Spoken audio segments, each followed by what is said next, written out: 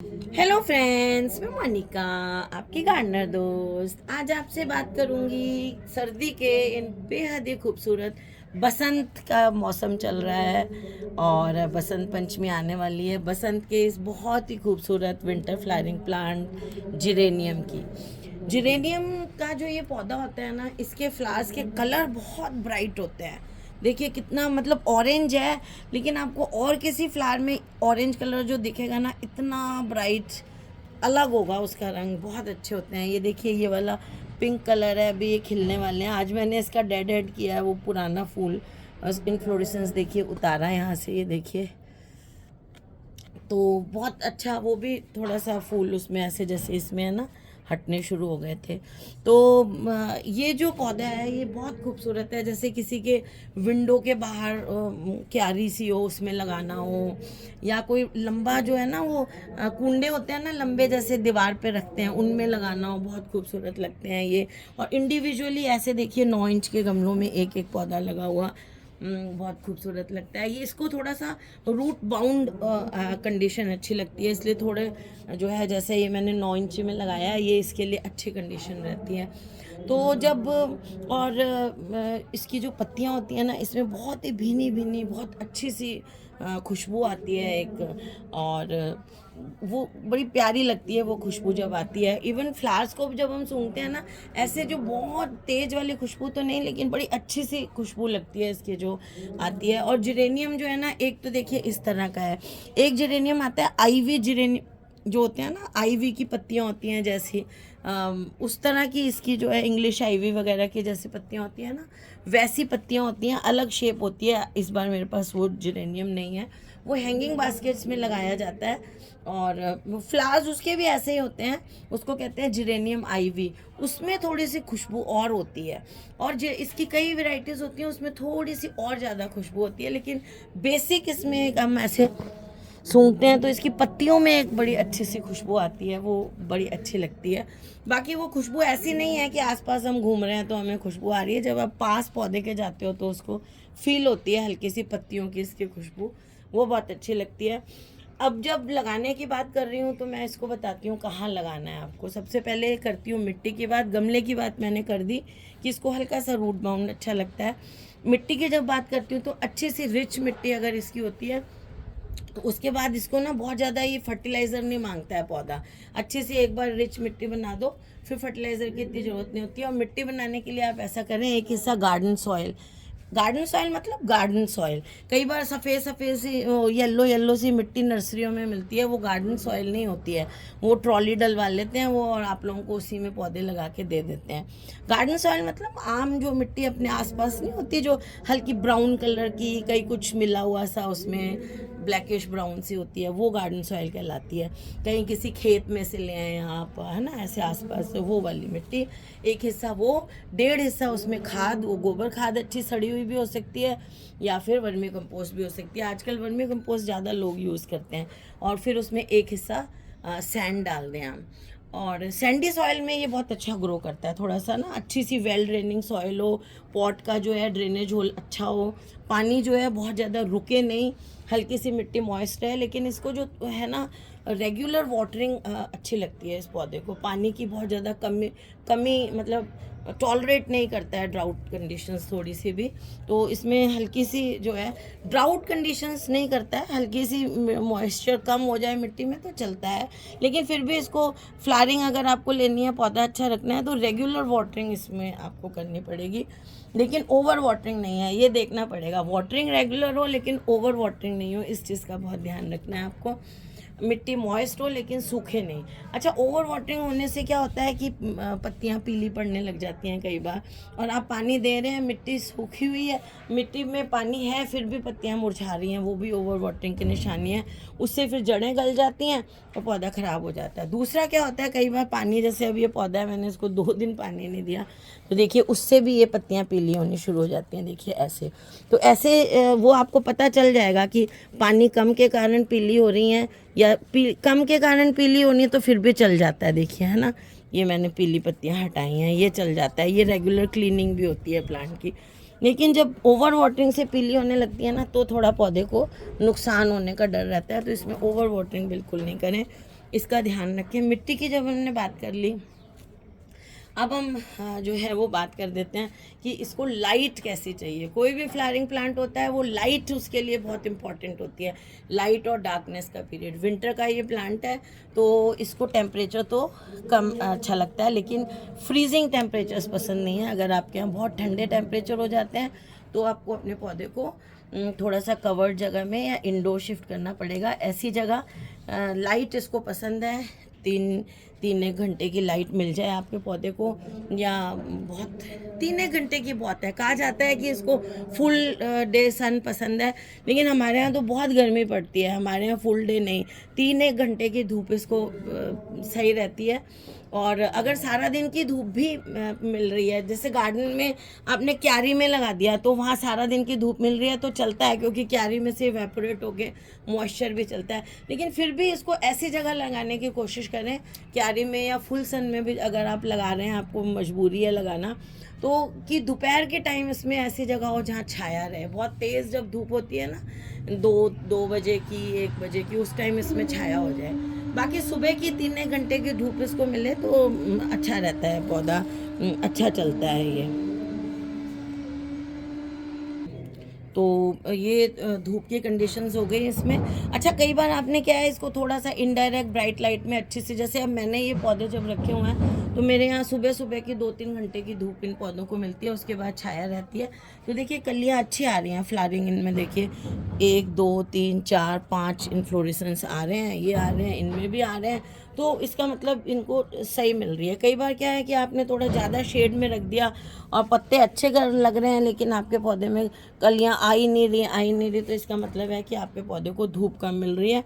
फिर आप उसको थोड़ी सी ज़्यादा धूप में शिफ्ट कर दें तो आपके पौधे में धीरे धीरे इस तरह से कलियाँ आनी शुरू हो जाएंगी और आपका पौधा जो है वो फूल देने लग जाएगा। तो उसका मतलब ये है कि आप थोड़ा सा धूप कम दे रहे हैं। तो वैसे 3 एक घंटे की मेरे हिसाब से धूप बहुत है, बहुत ज़्यादा धूप में मत रखें इसको। सुबह की 3 घंटे की मिल जाए तो इसको बहुत अच्छी रहती है। क्यारी में जैसे मैंने कहा ज़्यादा धूप भी इसको मिल सकती है। फिर लाइट की बात कर ली, पानी की बात कर ली मैंने। फर्टिलाइज़र की बात जब मैं करती हूँ तो ये बहुत ज़्यादा फर्टिलाइज़र नहीं पसंद करता है पौधा। आपने अच्छी रिच मिट्टी में लगा दिया तो बहुत है, लेकिन जब यहाँ फ्लावरिंग आनी शुरू हो जाती है ना, ज़्यादा अच्छे फ्लावरिंग स्टॉक्स आने शुरू हो जाते हैं ये वाले, फिर आप क्या करें कि इसको महीने में एक बार जो है वो एक्चुअली इसको बहुत ज़्यादा फ्लावर बूस्टर की भी ज़रूरत नहीं होती है। अगर आपने NPK 19 भी दे दिया तो भी ये अच्छी फ्लावरिंग कर देगा।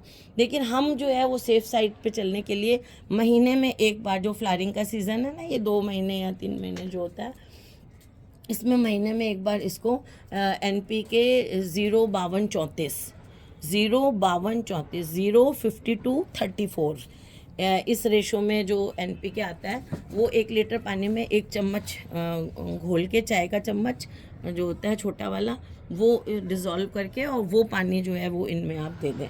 तो उससे क्या है कि फ्लावरिंग अच्छी होगी। और अगर आप इसको ऑर्गेनिक देना चाहते हैं तो एक तो बाज़ार में वो मिलता है, केले के छिलके होते हैं ना, उनको सुखा के आजकल पाउडर मिलने लग गया है ऑनलाइन वगैरह। वो पाउडर 1 चम्मच दे सकते हैं महीने में एक बार। और या वो भी नहीं देना चाहते तो सरसों की जो खली होती है, मैंने आपको 3 ऑप्शंस बता दिए। सरसों की खली, 1 या 2 मुट्ठी सरसों की खली 5 लीटर पानी में आप भिगो दें, उसको 1-2 दिन भीगी रहने दें, फिर छान के उसका पानी आप इसको दें, तो फ्लावरिंग बहुत अच्छी होगी आपके जिरेनियम में। अच्छा, जिरेनियम में एक चीज़ और है, इसकी कई बार क्या होता है, पत्तियाँ जो होती हैं, कई बार देखिए इसकी आप 100% ग्रीन दिख रही हैं आपको, लेकिन कई बार क्या होता है इसकी पत्तियों में बीच में यहाँ पे ऐसे ब्लैक सा आने, इसमें हल्का सा लग रहा है शायद मुझे, ये देखिए ये निशान आने लग जाते हैं। ये बहुत डार्क हो जाते हैं, किसी किसी जिरेनियम में ये डार्क सी ब्राउन सी एक शेड आने लग जाता है। इसका मतलब होता है कि इसको फास्फोरस की ज़रूरत है। तो जब आपको इस तरह के निशान आने लग जाएं तो आप ना सरसों खली का पानी इसमें ज़रूर दें, वो फास्फोरस डेफिशिएंसी दिखाता है। और फास्फोरस जो होता है वो प्लांट्स की फ्लावरिंग के लिए बहुत अच्छा होता है।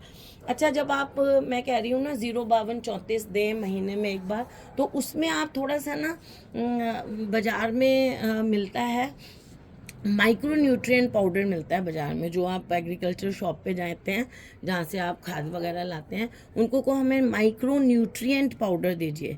चिलेटेड मिले तो और भी अच्छा है, चिलेटेड माइक्रो न्यूट्रिएंट पाउडर मिले तो वो लाके जब आप NPK 05234 देते हैं ना, साथ में चौथाई चम्मच वो माइक्रो न्यूट्रिएंट पाउडर भी डाल लें। उससे क्या होता है, उसमें सारे न्यूट्रिएंट्स होते हैं, पोटेशियम होता है उसमें, तो उससे आपके जो फ्लावर्स हैं ना, इनका साइज़ बड़ा आता है। उसमें आयरन होता है, उसमें और मॉलिब्डेनम और सारे न्यूट्रिएंट्स होते हैं। आयरन जो होता है, आयरन से फूलों का रंग बहुत अच्छा आता है, चमकदार आता है। अच्छा, पोटेशियम तो जो है हम 05234 डाल रहे हैं ना, इसमें जो 34 है ना वो पोटेशियम है, उससे भी आपके इसमें फ्लावर का साइज़ वगैरह बहुत अच्छा आता है। लेकिन माइक्रो न्यूट्रिएंट में आपको आयरन वगैरह और चीज़ें मिल जाती हैं, उससे फ्लावर्स के कलर बहुत अच्छे आते हैं। तो महीने में एक बार कोई दिन चुन लें, वो भी डाल लें आप। फिर मैं जब इसकी डिज़ीज़ वगैरह की बात करती हूँ तो ये बहुत ज़्यादा डिज़ीज़ वगैरह इसमें ऐसे होती नहीं है, लेकिन फिर भी कई बार यहाँ ग्रोइंग पॉइंट जो होता है ना, जहाँ यहाँ ये छोटी छोटी पत्तियाँ निकलती हैं, ये वाली, ये जो ग्रोइंग पॉइंट्स होते हैं, या पत्तियों के नीचे आप चेक करें कई बार, तो आपको कोई स्पाइडर माइट्स, एफिड्स वगैरह, कोई भी कीड़े, जैसे काले कीड़े, वाइट कीड़े हिला रहे हैं तो जो है वो फ्लाइज उड़ रही हैं सफ़ेद सफ़ेद सी, इस तरह का कुछ आपको लगता है ना, तो आप नीम ऑयल का स्प्रे अपने पौधे पे करें अच्छी तरह से। नीम ऑयल कैसे बनाना है ये आपको मिल जाएगा यूट्यूब पे, मेरा भी वीडियो है। अब मैं यहाँ पूरा बताऊँगी तो 2 वीडियो का काम हो के लंबी हो जाएगी। तो नीम ऑयल का इस पर स्प्रे करें। अगर नीम ऑयल का स्प्रे हर दूसरे तीसरे दिन करें अगर डिज़ीज़ है तो। अगर डिज़ीज़ नहीं है और प्रिकॉशनरी करना चाहते हैं तो महीने में एक बार नीम ऑयल का भी स्प्रे कर दें, ताकि डिज़ीज़ कोई हो ही नहीं अपने पौधे पे। लेकिन जब वो स्प्रे करें वो सुबह के टाइम करें या शाम के टाइम करें, उस धूप में नहीं करें। दोपहर के टाइम इस तरह का स्प्रे नहीं किया जाता है किसी भी दवाई का, उससे पत्ते जो हैं वो पौधे के जल जाते हैं। जब आप पानी दें तो सिर्फ आप यहाँ पर दें, गमले के यहाँ नीचे पौधे के पानी दें। पत्तियाँ और फूल को तो बिल्कुल भी गीला नहीं करना है। तो जब पत्तियाँ गीली करेंगे तो फूल पे भी पानी पड़ेगा, तो इनको गीला नहीं करके बस यहाँ पर पानी देना है आपको जब भी देना है। उससे क्या है, पौधे में फंगस लगने का डर रहता है अगर पत्तियाँ और फूल बहुत ज़्यादा आप गीले कर देते हैं।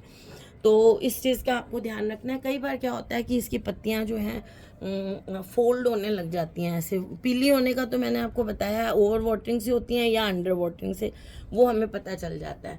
और कई बार आप ना बहुत ज़्यादा धूप में इसको रख देते हैं तो इसकी पत्तियाँ कर्ल होने लग जाती हैं। कर्ल होने का मतलब ये है कि धूप बहुत ज़्यादा मिल रही है, इसलिए पत्ती जो है अपने आप को समेट रही है कि एरिया कम हो जाए। और कई बार टेम्परेचर चेंज बहुत ज़्यादा, आप किसी वेंट के आसपास रख देते हैं, या टेम्परेचर एकदम से उठा के दूसरी जगह ऐसे रख दिया, ऐसे जहाँ टेम्परेचर एकदम ठंडी हवा पड़ रही है कुछ, तो भी इसकी पत्तियाँ कर्ल होने लग जाती हैं। तो इस चीज़ का आप ध्यान रखें कि इसको बहुत ज़्यादा जो है वो फ्रॉस्ट भी, जैसे मैंने कहा, ये बर्दाश्त नहीं करता। फ्रॉस्ट है तो कवर्ड जगह में शिफ्ट कर दें इसको। बाकी ये पौधा जो है ना गर्मियों में भी चल जाता है अगर आप बचा के रखें। बचा के रखने का एक बहुत अच्छा तरीका है इसको गर्मियों के लिए, कि जब फरवरी आती है ना, तो जब इसमें फ्लावरिंग होनी कम हो जाती है या फरवरी तक ये पौधा बड़ा हो जाता है, फ्लावरिंग हो भी रही हो ना, तो इसमें से थोड़ी थोड़ी कटिंग्स लेके आप या तो पानी में लगा दें, पानी में थोड़ा सा रूटिंग हार्मोन घोल दें और इसकी कटिंग्स जो हैं उसमें रख दें, तो वो उसमें जड़ें आ जाएंगी। फिर उन्हें शिफ्ट कर दें आप मिट्टी में, या फिर आप छोटी छोटी कटिंग्स डायरेक्ट मिट्टी में लगा दें, सैंडी सॉइल में लगाएं। सैंड आधी मिट्टी लेके कटिंग्स छोटी छोटी लगा दें, और बहुत एंड में नहीं लगाएं, फरवरी के मिड फरवरी में लगाना शुरू कर दें। तो फिर आपका जो पौधे हैं उसके नए पौधे तैयार हो जाएंगे, और वो जो नए पौधे तैयार होंगे वो गर्मियों में किसी पौधों के बीच में छाया वाली जगह में रखें, तो आपको नेक्स्ट सीज़न के लिए आपका ये पौधा बच भी जाता है। ये पेरिनियल प्लांट है एक्चुअल में, जहाँ पर अगर आप बचा सकें। हमारे यहाँ देखिए राजस्थान में बहुत गर्मी होती है, ज़मीन में अगर आप गर्मी में इसको, कहीं आपके पेड़ वगैरह है ना, तो फरवरी में इसको उखाड़ के जो है वो ज़मीन में लगा दें आप ठंडी जगह पर, तो फिर ये गर्मी में आपके बच जाता है पौधा। कटिंग से बचाना जो है वो बहुत भी अच्छा रहता है। तो फ्रेंड्स, अगर आपको इसके बारे में और कुछ पूछना है तो आप कमेंट्स बॉक्स में पूछ सकते हैं, और मेरे ख्याल से मैंने सब कुछ बता दिया है। कुछ छूट गया हो तो आप पूछ सकते हो। फिर आपको ये वीडियो अच्छी लगी तो इसे लाइक करिएगा, शेयर करिएगा, और मेरे चैनल को सब्सक्राइब करिएगा। Okay friends, bye.